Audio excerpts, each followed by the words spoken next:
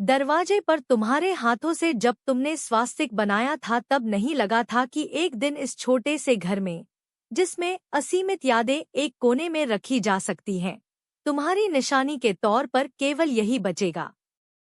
वक्त बहुत बेरहम होता है साहिबा।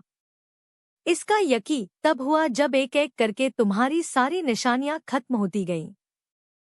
हम देखते रह गए थे, जैसे कोई नन्हा बच्चा घर से निकलती अर्थियों को देखता है, वह रो भी नहीं पाता।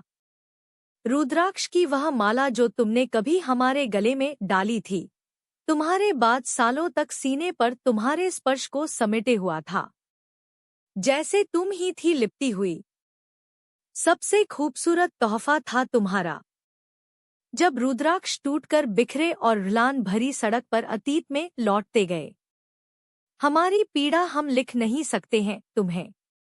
ऐसा लगा जैसे हर रुद्राक्ष के जाने के साथ एक और बार हमने तुम्हारा जाना देखा।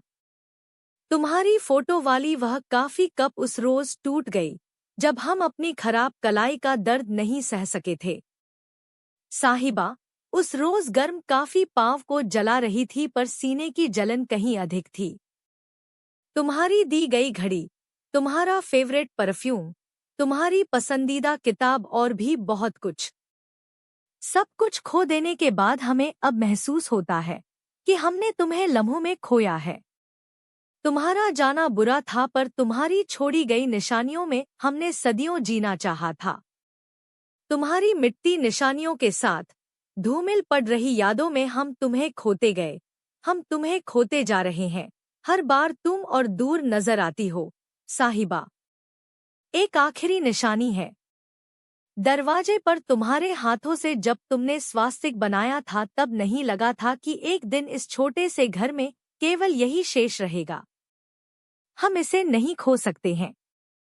हम तुम्हें हमेशा बचाए रखेंगे, एक हिस्से में। दरवाजे से भीतर आते हुए ऐसा लगता है कि तुम वहीं कहीं खड़ी हो, मुस्कुरा रही हो। साहिबा, कभी फिर किसी से मोहब्बत करना, तुम उसके साथ सपने देखना और उसे जीने की वजह देना। हम खुश रहेंगे तुम्हारी इस आखिरी निशानी में, अपने जीने की आखिरी वजह के साथ। तुम खुश रहना।